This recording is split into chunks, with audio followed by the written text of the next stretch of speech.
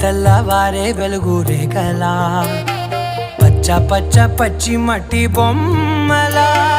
అల్లి బిల్లి వెన్న పాల నురగలా అచ్చ తెలుగు ఇంటి పూల కొమ్మలా